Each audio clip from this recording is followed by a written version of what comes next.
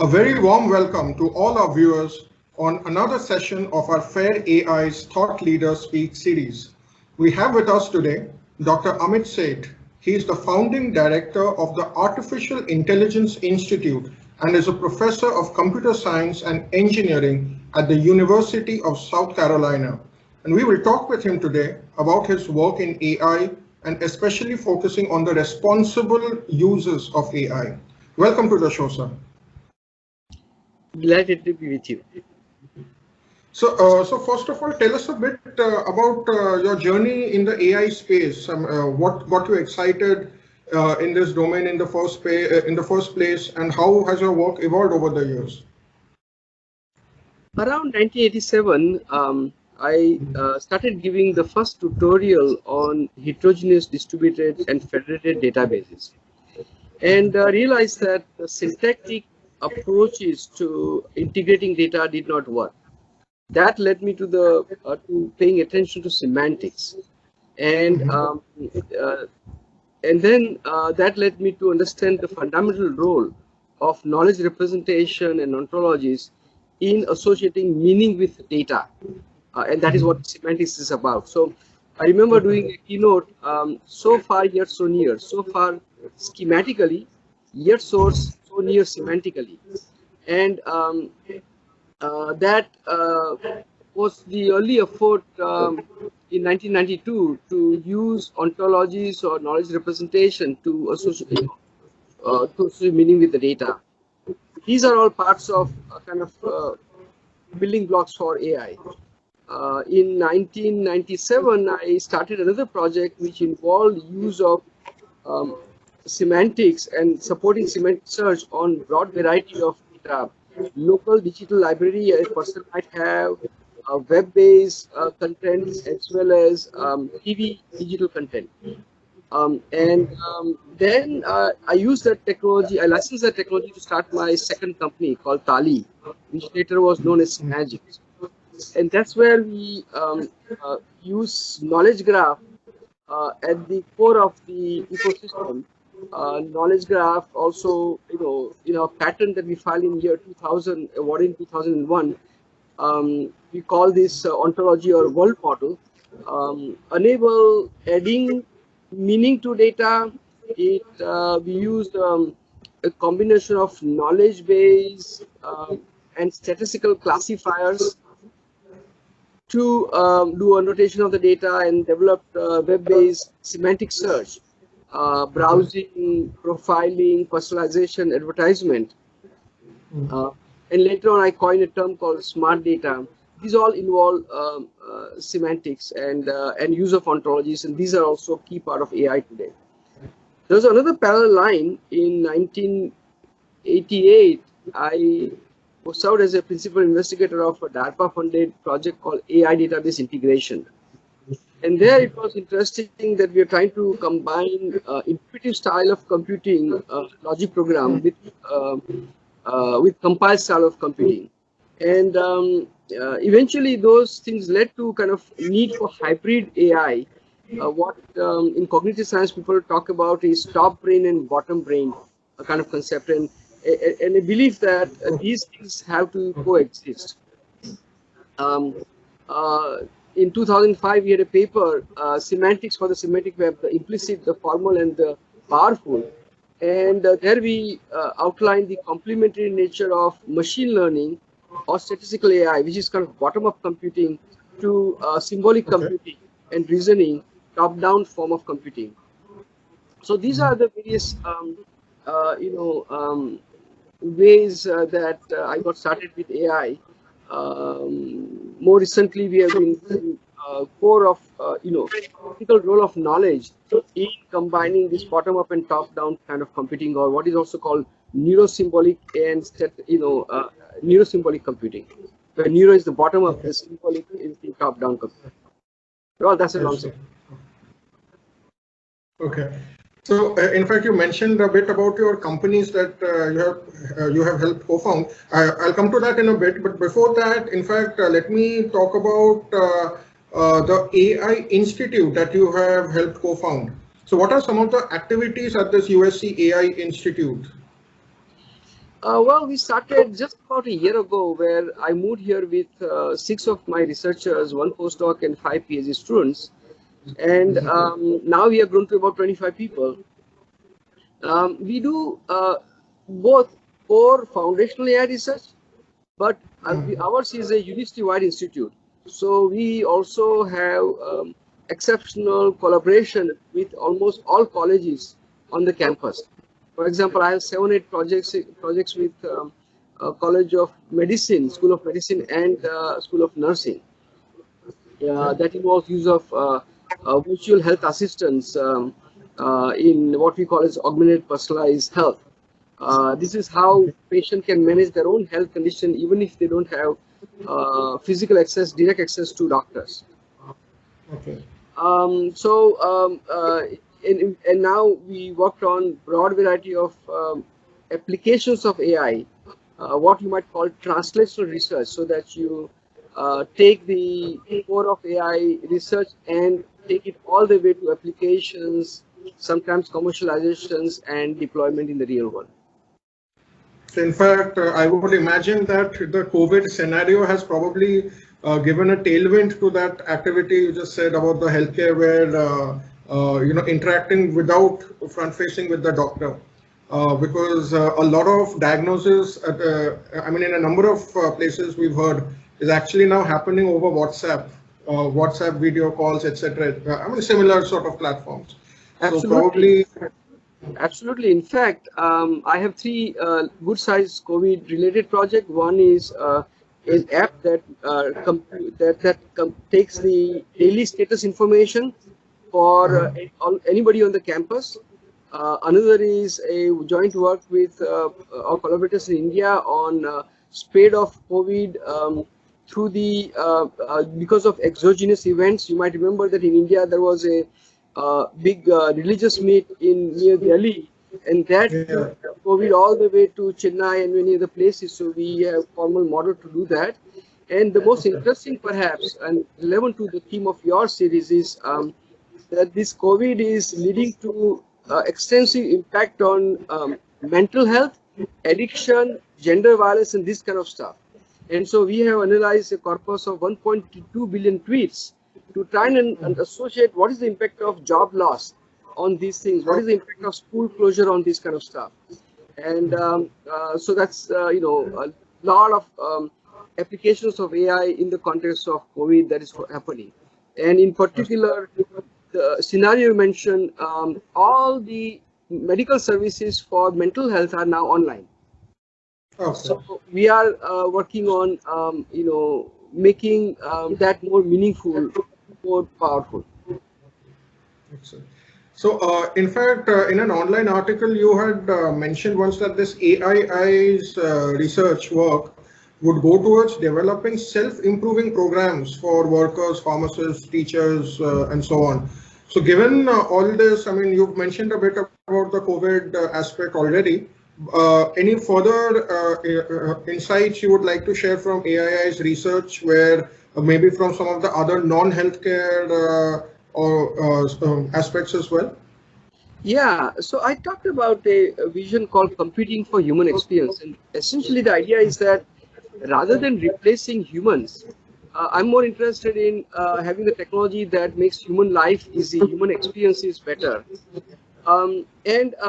Now AI has a much better role to play in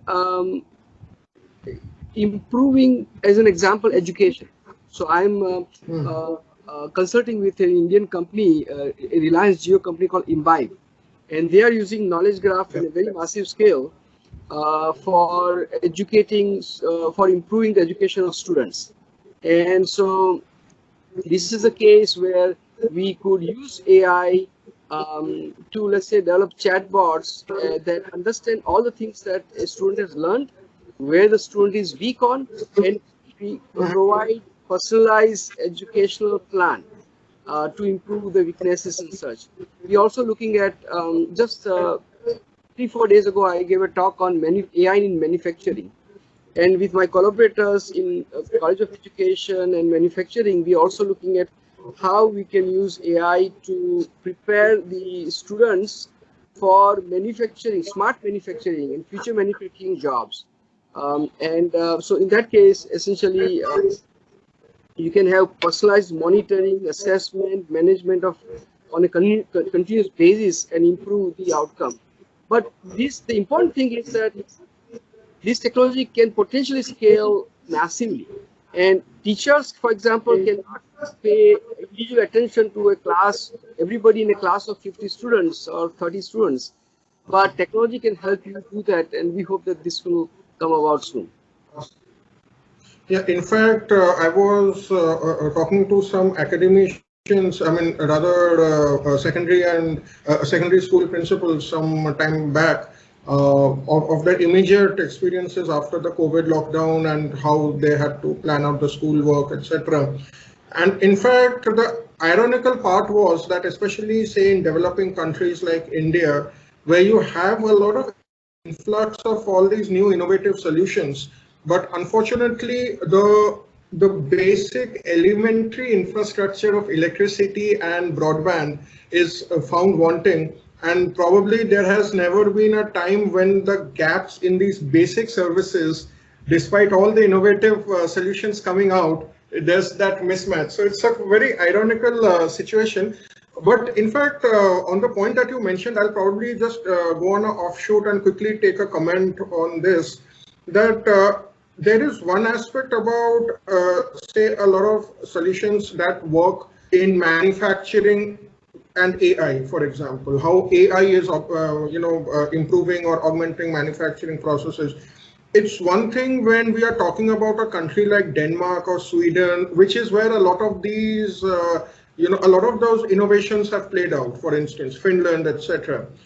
Because there they have a population shortage. So that compels you to bring out technology-based solutions. How do you view this entire dilemma in a large population country, be it Indonesia, China, India, etc., Brazil, where there is a huge labor supply, but efficiencies brought in by technology innovations motivate the manufacturers to implement those solutions, creating a very social issue. And I'm asking about this social issue because ultimately responsible use of AI also includes the social dimension. So maybe quickly your comments on that aspect. I think that's an excellent question. That's why when I was talking about this idea of computing for human experience, as I talked about, indeed AI is used to replace humans in, like say, robotics and automation. And as you mentioned, it's probably more relevant to more developed countries. In India and similar countries, creating giving the individuals better skill for getting the job done is very important. So let me give you an example of the AI in manufacturing related project that we are looking at. In US also there is something called diploma program. This 2-year program where you get prepared for getting a specific job done. Now, in my state here in US, South Carolina is a relatively backward state in terms of education. Not as strong in education base here. So preparing but it is a manufacturing state. So demand is pretty robust, but the skill gap is significant. So putting the technology to fill that skill gap is very important, and that will essentially empower these students who are from the high school not educated well enough to take up those jobs. You can make them capable of taking up that job. And I think that the other thing is that these AI technologies can be a lot more adaptable. So the skill demands can change. Yeah. And we need to retrain the people as those skill demands change. Again, you can't have people, in developing countries, again, go back to colleges and get retrained. So again, use of technology, positioning the use of technology to keep them continuously change or have them make transition from one job to another job that are somewhat related, yet require some different skills. That is important, and that is where we should certainly consider use of AI. Yeah. So let me go back to the companies. You mentioned a bit about that. So how is the Artificial Intelligence Institute at USC supporting the companies commercializing those activities? Any particular examples you would like to share? Well, the AI Institute here is just a year old, so I can't give you immediate example right now. But the analogy is very clear. When I was at University of Georgia, and I had a pretty big group there too, I took the research-based technology generated in my own research lab, licensed it to start two companies. The second of the company was the one that was the first semantic search company that I talked about in year 2000, roughly doing exactly the same thing that Google started doing in year 2012 in the semantic search. Then when I was in Dayton for another 12.5 years at Rice University, I co-founded one company called EasyDI that is going on very well, and another company called Cognovi Labs that is also going on right now. Again, licensing the in the second case, the licensing the technology that we have developed in the lab. And then we get engaged in projects that government funds that are specifically for small companies to develop technologies that they can take to market. These are called in US SBI and STGR projects. So we get engaged in those kind of projects, and we continue to, of course, our students do internship in the companies, and I do consulting or advising to the companies. So that way also we are quite engaged. Given our past success in the commercializations, I even have investors ready to take some of the new things coming out to do, to create new solutions. So those activities are continuing. They have started and will continue. So in fact, you mentioned quite a few exciting bits about what is happening at the AII. In terms of sectors or any other, examples on that, any other sectors that you are looking at?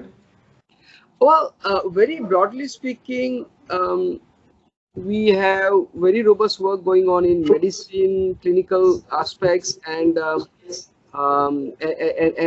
generally healthcare and well-being. So 7-8 projects with the School of Medicine and Nursing, for example, pediatric asthma, neutropenia, diabetes, all kinds of stuff where Internet of Things or sensors and AI come together. We also develop a lot of chatbots or virtual digital assistants to help in these human health issues. Another major area is social good. So there are, we have had long-standing projects on, for example, toxic content on social media or harassment on social media. And we hear about, so much of the growth of fake news and disinformation. So again, we are very much, involved in those kind of projects. We just talked about AI in manufacturing as the other issues. We also involve a lot in public health issues. I mentioned a project in COVID that is giving you a granular understanding of impact of COVID-19 on mental health and COVID-19 on addiction, on gender violence. For example, India was one of the countries that we looked at when we did research on gender violence as an example. So, so all these are the areas that we are working on. As we have maybe about 20 projects that are interdisciplinary, multidisciplinary right now. So let me go one step down on this, that say of these 20 projects you are working on, or future projects that you plan to work on, what are the sort of human functions that all these solutions are trying to address? And the broader question here would be that what sort of human behaviors or intelligence do you think can be translated into AI? So this is a rather deep question, and there is a specific approach that sets apart our work for quite some time. A long time ago, I recognized that no single technique is sufficient to really capture human intellect. Our brain is pretty multifaceted. Give you one simple example. Our human brain gets almost 11 million bits per second of data through our senses. You are watching, you are reading the text, you are hearing, all that. And it is capable of converting that into something like tens of bits on which we can verbalize, we can make a decision, right? So, so this is a very powerful thing. And none of the techniques, whether statistical technique, like deep learning technique, or traditional symbolic computational technique work that way. And so we figured out the important role of knowledge. As you're listening to me, your brain is processing everything I'm saying through your own lens, which is informed by your own knowledge and past experiences. And so, core to our brain-inspired computational framework, called knowledge-infused learning, is to use to develop techniques to create the knowledge similar to what humans have, and then infuse that knowledge in the traditional AI techniques for deep learning and natural language processing and conversational AI. And that makes for a potentially powerful solution as we go forward.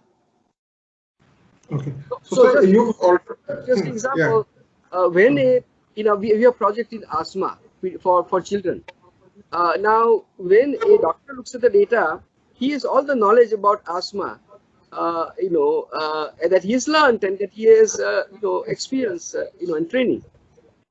How can we capture the medical knowledge about asthma as part of this knowledge graph? And when we analyze the data, we utilize that rather than depend only on learning from big data that many people have focused on. That makes it for a more intelligence, bring in the expertise in the computational process. Sort of blended approach, if I can call it in a rudimentary way. You've spoken, a lot, in fact, on the sort of companies you have, founded and what sort of solutions they are talking on. One aspect here, maybe your views on this, that how do you see these commercialization activities? First of all, how easy it is to commercialize it or how difficult it is? And how do you see these commercialization activities providing the value to the AI community and society at large at scale? Well, I think commercialization, for me, it has worked much more easier because I had one foot in research and academia, and I could, whenever necessary, I could take, both, instead of keeping both the foots in academia, I could go to put one of my foot in commercialization activity. So as I mentioned, in 3 of the cases, I actually took research and research-based technology which we had developed through millions of dollars of government funding and licensed it to start the company. In 2 cases, I ran the company myself initially until they acquired or something, some outcome happened. In the other cases, we had management from the beginning. In yet another case, some entrepreneurs came to me and I kind of helped them incubate the technology in their own setting by robust exchanging between my group, but doing it in such a way that university is also beneficiary. So in all this engagement, we made sure that university got few $100,000 of fees and licensing fees, and a lot of our students got jobs in the companies. So figuring out a way so that certainly the entrepreneurs win, but also the academic environment where the technology originated also win. So that is how I was able to do that. That made it much easier compared to, let's say, a young person out of college starting to develop company in the garage. That is kind of one particular model that we are all aware of. That model is very hard, and there are many more failures in that model. 80-90% of the companies fail. That is started. I could prevent that because so much investment is already done ahead of the time, and other important things, market research is also done ahead of the time before you start the company. So only those technologies are licensed and that you form company when you know the market need is there. That makes it for an easier process for starting the company and avoiding the failure. So in fact, that's fascinating to hear. In fact, I wish that the academic world had more people like you. And in fact, probably the question here would be that how can one do that in the academia world to have more types of Amit Seths out there who are able to combine the best of both worlds and get all these workable models going, because unfortunately that is where the challenge happens. A lot of the academia world live in their own silos, the business world live in their own silos, the social organizations live in their own silos, and none of them speak with each other, or rather they are not never on the same page. So it's very fascinating to hear how you've balanced the best of the both worlds. Thankfully, I have started to see good examples in India also. Every time I come to India, I go to maybe 7, 8, 10 universities and other institutions. There is, for example, IIIT Hyderabad, and there I have a good friend, Vasu Verma. So they have started an incubator organization, and they have figured out, they instituted a process where research from IIIT Hyderabad or elsewhere in other universities can be licensed, you incubate the company and then take it out. So this has started, but of course needs to be happening at far larger scale in many, many ways for the country of the size of India. So you mentioned a bit about the knowledge infused learning. Let's talk a bit more on that. Like how can this particular approach address the challenge of bias in a data set? Like we all know, bias in the data set is a huge problem when it comes to machine learning and AI algorithms. So how can the knowledge infused learning system address this particular challenge? So the predominant strategies in AI, so there was the first generation of AI in 1980s, where there was a lot of hype for AI, and the core outcome of that is, in this very simple term, described as symbolic AI, and there were logic-based systems that did so-called reasoning over the data. The second phase in this century is largely, the success stories is largely around what is called as statistical AI. So there are statistical learning algorithms, machine learning algorithms in the first decade, and in this decade, starting about 2012, is so-called deep learning. Now, this deep learning and even machine learning is highly reliant on the data corpus, and whatever is ultimately captured in the data is what will reflect in terms of the learning, and then how the machine learns to essentially mimic what humans have done, or that to create when the data was created, like the loan decision making that humans have made and create the data is in the data. You learn from that whatever the bias that there in the loan decision making would be learned by the system, and those bias will sustain. To some extent, some of the bias that AI systems learn is actually in the real world. So we shouldn't be only complaining about AI. Parts of our humanity has had problems with bias. We have bias in our society in many different ways, and AI system sometimes is too efficient to learn that bias.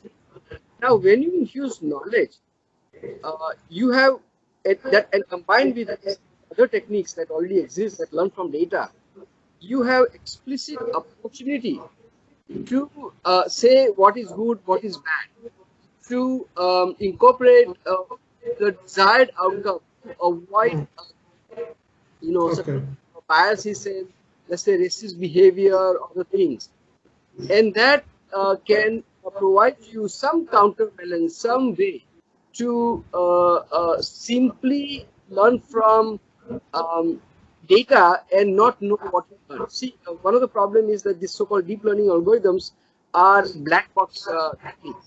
So you don't know how they work. You only get the results from them. And there's a big area, a growing area in AI called explainable and interpretable AI.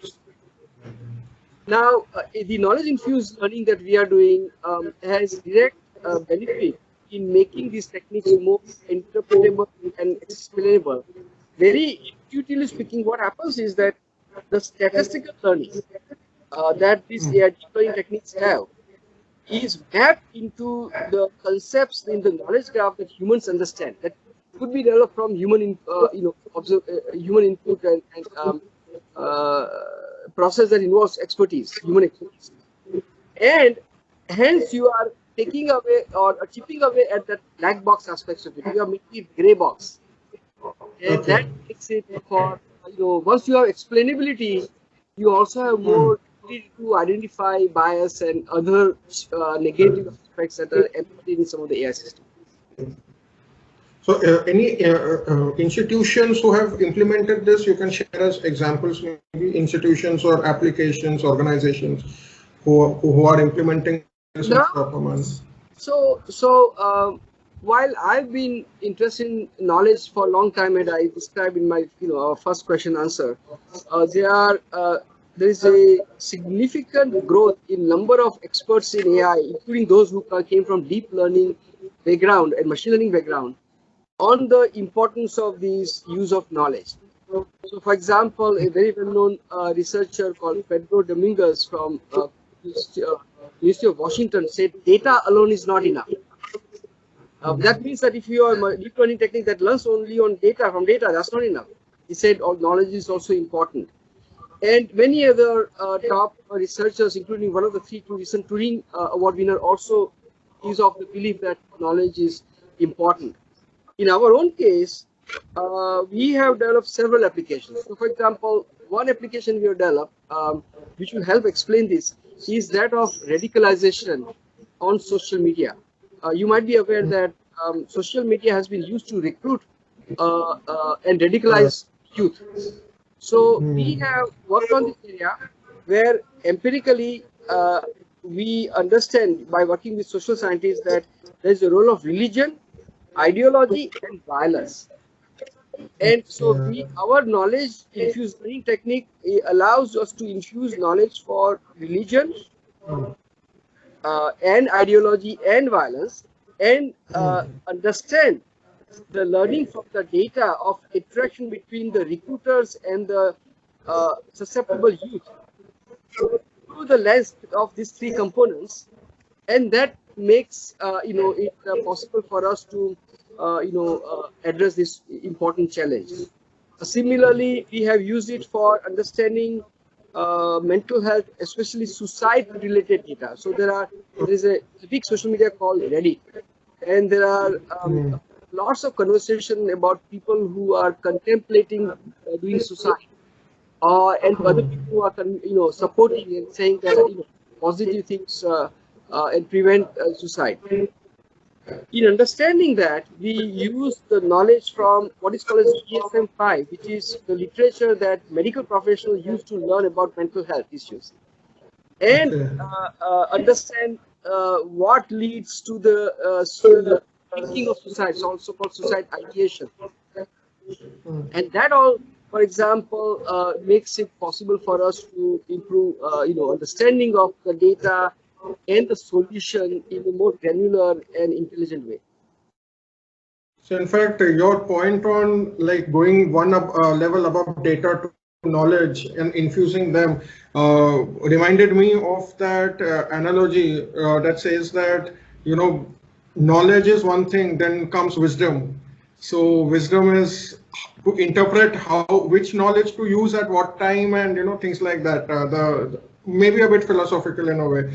But the thought that comes to me is that maybe in another 5 years or 10 years, the next level we'll probably be talking about is wisdom-infused learning, where the AI application is able to take its thinking ability to that level. So maybe that is.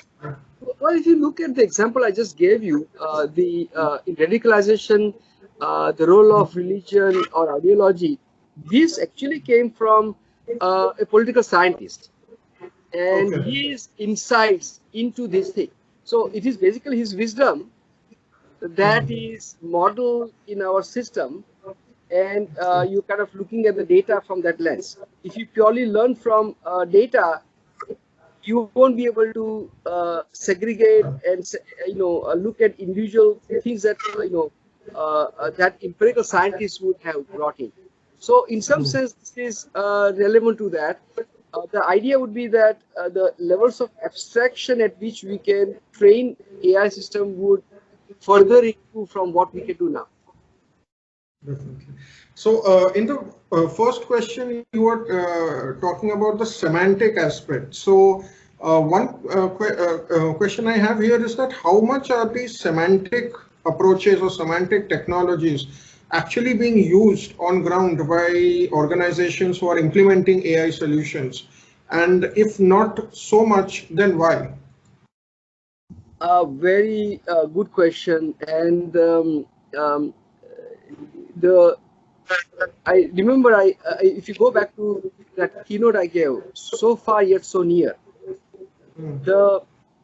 What computer scientists found out is that the data-centric techniques and the use of statistical techniques are very powerful in the sense that they scale very well.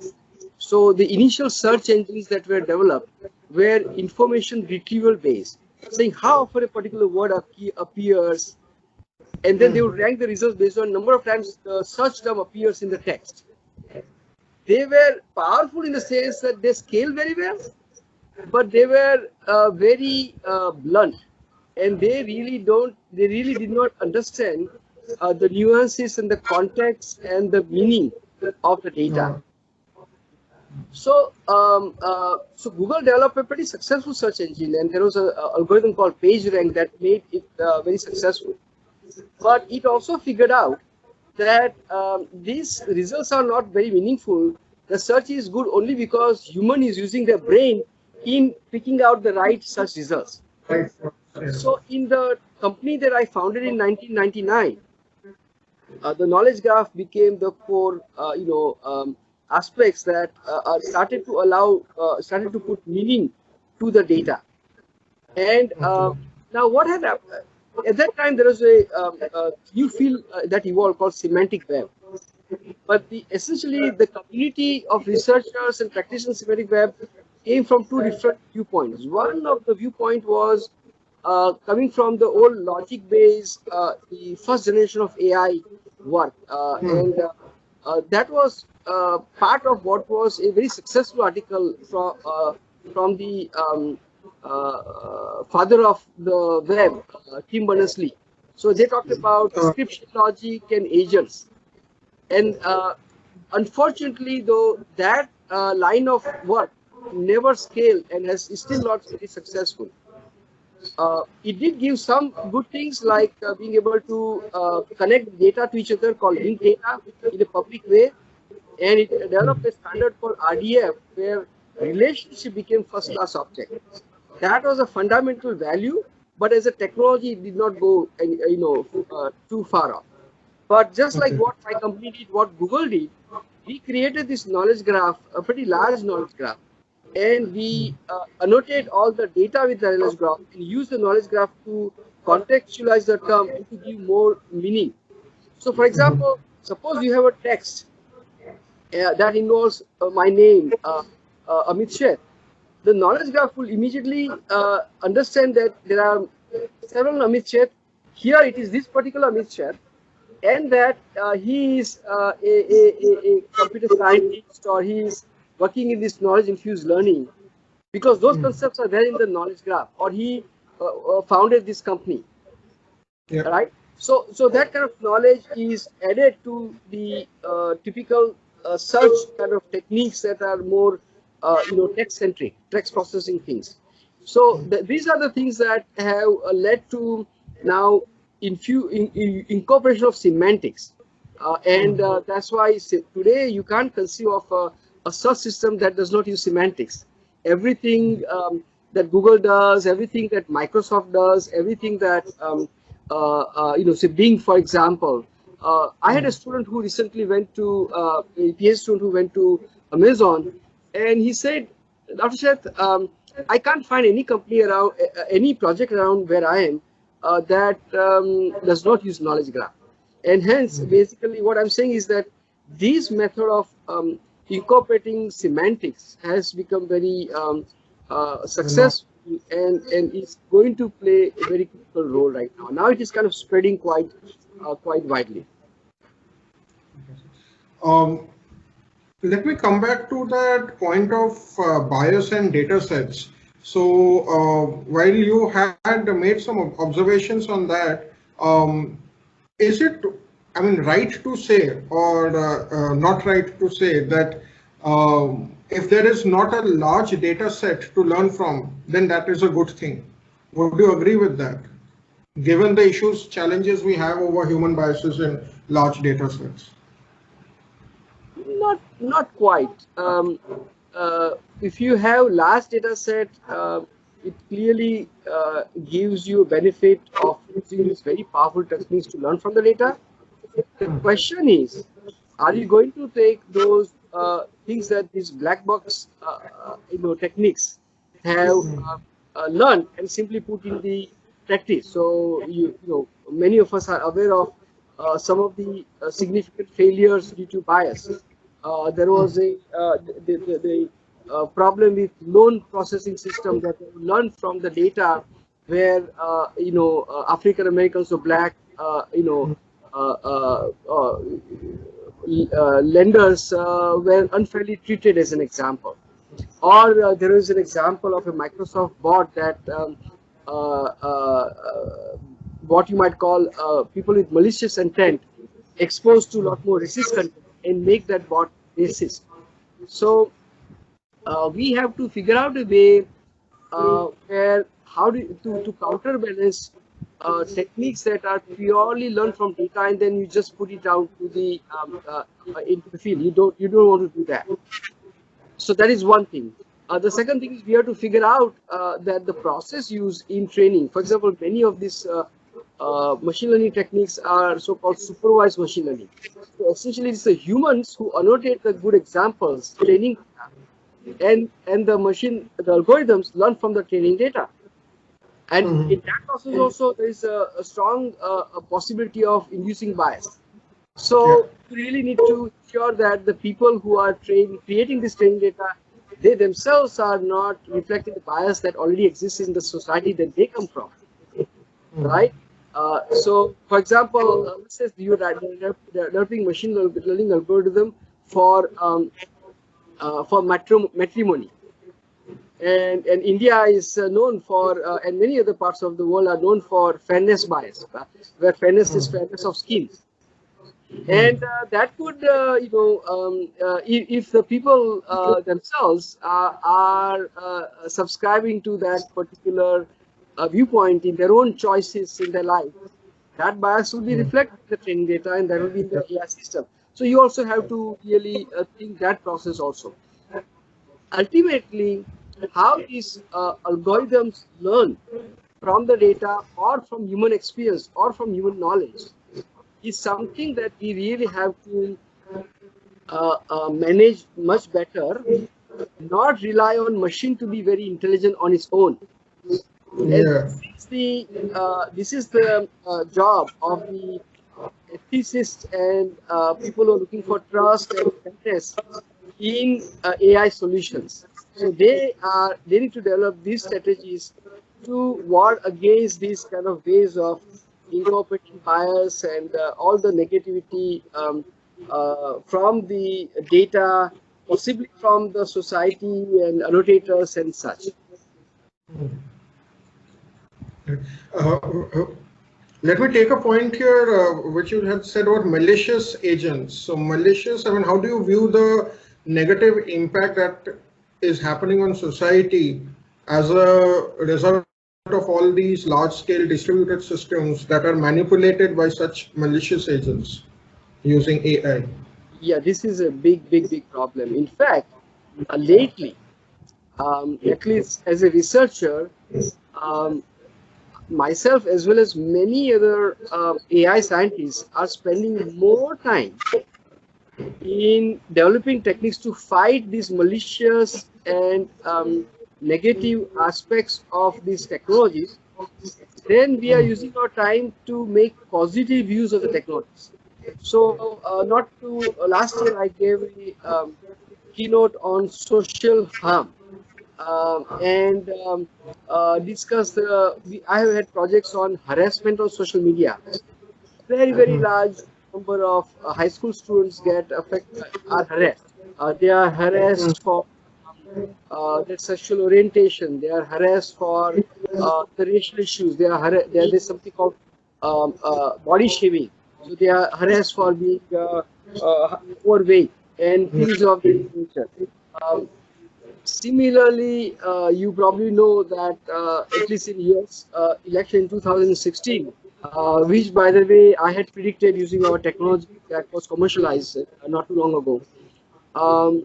There were a lot of bots, and there was known involvement of Russians in essentially creating a fracture in the society, essentially.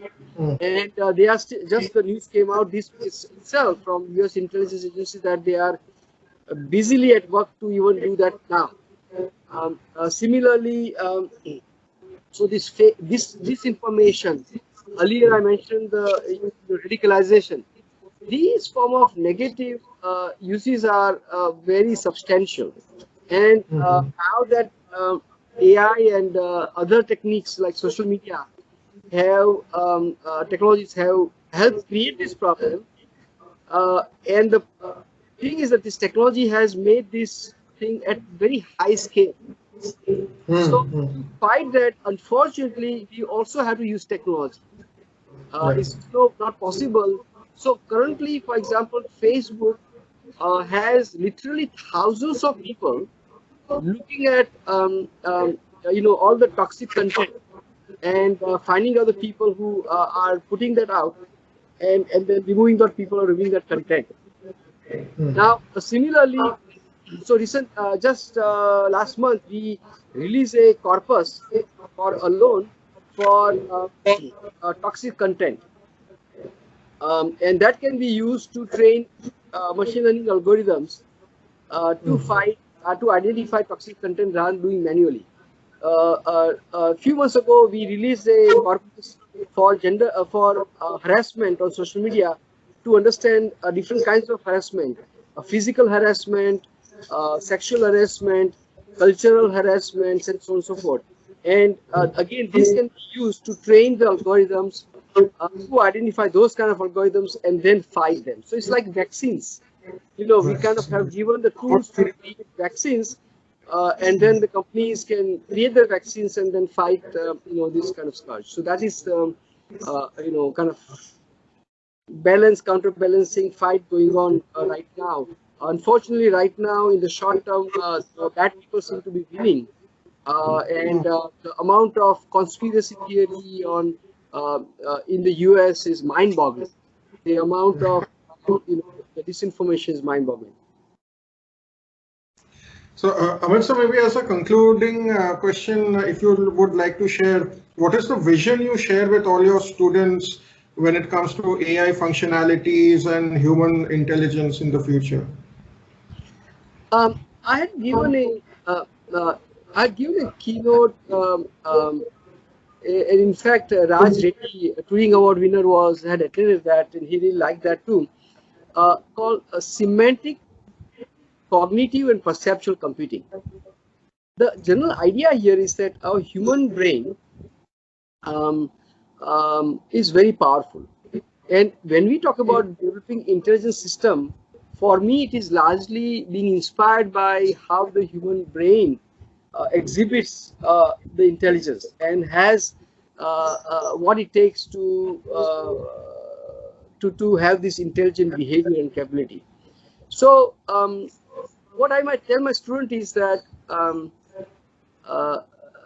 the AI of our interest is not a single trick pony. That you can't just take symbolic AI, you can't just take statistical AI and keep on making them more and more powerful, and yet expect that to be very intelligent. They will be very powerful techniques for especially narrowly defined problems. So image classification and some vision problem, these deep learning techniques have done amazingly well. But when we talk about intelligence and the kind of problem that interests to me, does so go beyond some very narrowly defined problem solving. For that, we need to be think more and more about hybrid AI. In our case, knowledge mediated symbolic AI. So that we are combining this top brain and bottom brain functionality that includes the powerful statistical algorithm, but at the same time helps us modulate that by bringing in what is already known in the world. There is something called Wikipedia that has been written by, edited by literally tens of thousands of human editors. That common knowledge can be, represent as structured knowledge and added to the AI system, combining with the statistical AI to make them very powerful. And people are working on that kind of stuff and have worked on those things. So the important thing I try to work with my student is to start, think differently rather than just follow the herd mentality. Another strong belief that I have is that you shouldn't rely on purely computer science to solve the problem. So when I teach my seminar course on the semantic, cognitive, and perceptual computing, we actually read books from and have the students present summary books from cognitive science, from behavioral economics, from neuroscience, from computational neuroscience, and other social sciences. So, for example, in one of the classes, student review Daniel Kahneman, a Nobel Prize winners on System 1 versus System 2. The slow thinking, the fast thinking. The System 1 is a fast, System 2 is slow thinking.